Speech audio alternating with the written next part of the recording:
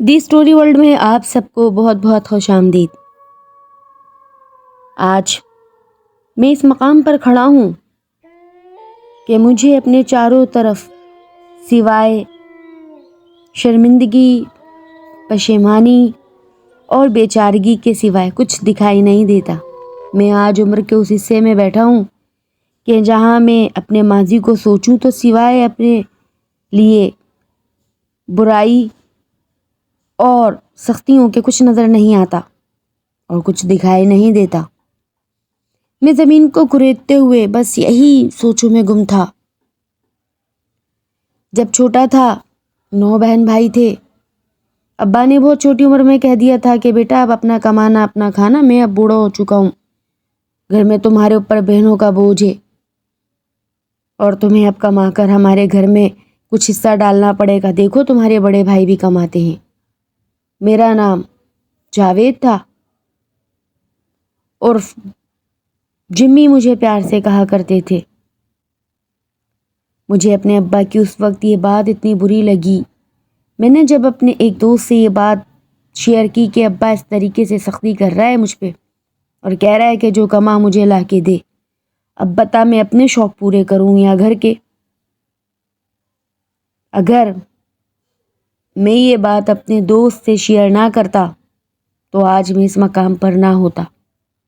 میرا دوست ارشد، ارے بھائی چھوڑ ان سب باتوں کو، تیرا باپ بوڑھا کھسکا ہوا ہے، اس کا تو کام ہی ہے یہ، اور تیرے ہی باپ کا نہیں، میرا باپ بھی ایسا ہی ہے، چل کہیں نکل چلتے ہیں، چھوڑ اس گھر کو، ہم اپنی زندگی جئیں گے آزاد، اور جب کسی مقام پر کچھ بن جائیں گے پھر ان کو دکھائیں گے کہ دیکھو کہ ہم کیا ہیں۔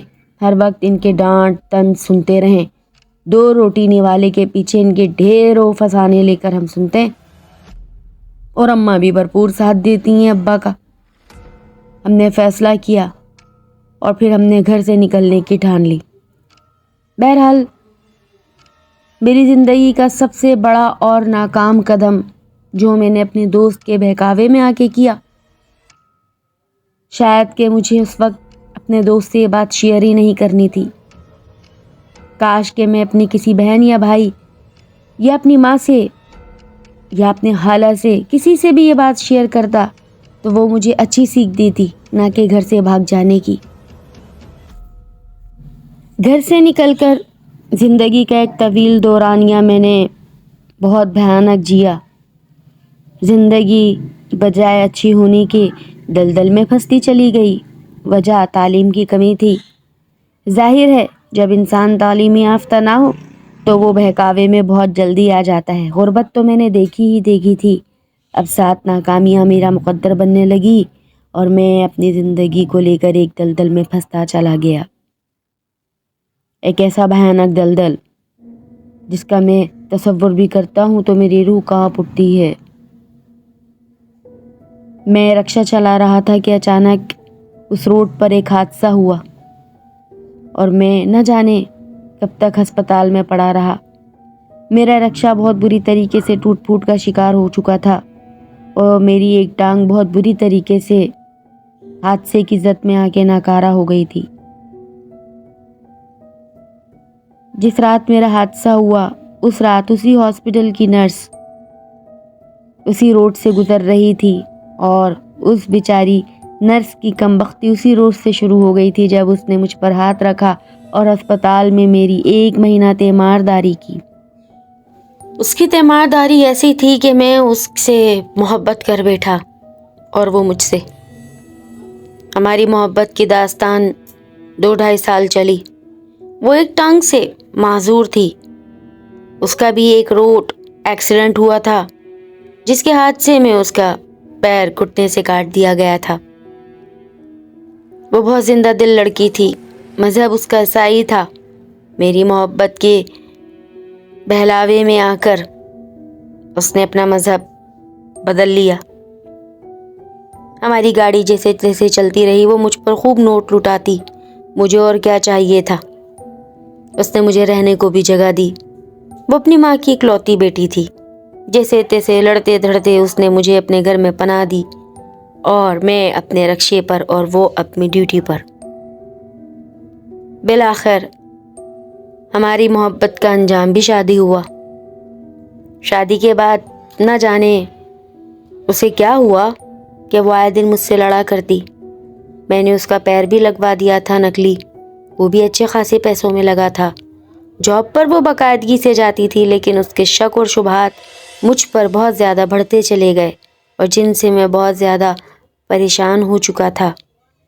وہ میرے ہر رشتہ دار سے ملتی، مجھے ٹٹولتی، کیونکہ شادی کے بعد ہمارا آنا جانا میرے گھر میں واپسی ہو گیا تھا۔ سب بہت خوش تھے۔ میرا باپ مجھ سے جب بھی پیسے مانگا کرتا میں اسے صاف منع کر دیا کرتا۔ یہ ایک میری نااہلی اور کم عقلی تھی۔ باپ کے گھر سے کچھ ہی فاصلے پر میں نے مکان رینٹ پہ لیا اور اپنی بیگم کو وہیں لے گیا۔ اب کیا تھا، اس کے لڑائی جھگڑے طعنے طنز حد سے زیادہ بڑھ چکے تھے۔ میں اس بات کو آج بھی سوچتا ہوں کہ میری محبت میں کبھی کوئی کمی نہ رہی، لیکن اس کا شک مجھ پر کیوں تھا؟ شاید اس کی پیر اس کی کمزوری بنا۔ بہرحال 1-1.5 سال میری شادی جیسے تیسے چلتی رہی۔ میں اس کو راضی کرنے کی ہر ممکن کوشش کرتا۔ ہمیں اولاد نرینہ اللہ تعالیٰ نے بھی دی نہیں تھی۔ اس کو اس چیز کا بھی بہت زیادہ دکھ تھا کہ ابھی تک اللہ نے ہمیں اولاد کی نعمت سے نہیں نوازا۔ میں اسے بہت زیادہ سمجھایا کرتا۔ وہ خود ایک نرس تھی، وہ بہتر جانتی تھی، لیکن پھر بھی عام انسانوں جیسی باتیں کرتی تھی۔ اس کی سائیکونیس بہت حد تک بڑھ چکی تھی۔ ایک دفعہ اس نے مجھے بہت زیادہ مجھ سے لڑائی کی، میرے اوپر رنگ برنگے الزامات لگا دیے، جس کا میں تصور بھی نہیں کر سکتا تھا، کیونکہ میں اپنے رشتے میں بہت زیادہ نیک تھا اور اس بات سے میں سرخرو ہوں کہ میں نے کبھی اس کے ساتھ دھوکہ نہیں کیا تھا۔ میرے گھر سے نکل جانے کے بعد اچانک اس نے ایک روز گھر میں ہی خودکشی کرنے کی کوشش کی۔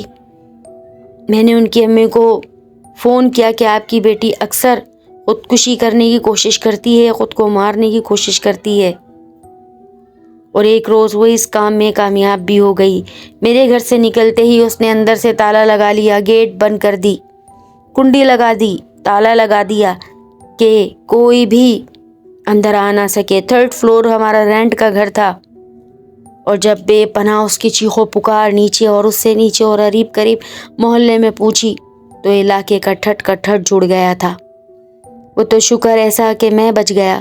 پولیس، رینجرز کون علاقے میں نہ پہنچا اور میرے ساتھ کیا کچھ نہ ہوا، لیکن میری ساس جانتی تھی کہ میری بیگم کو اچانک سے نہ جانے کون سا مرض لاحق ہوا کہ وہ شک و شبہات میں ڈوبتی چلی گئی۔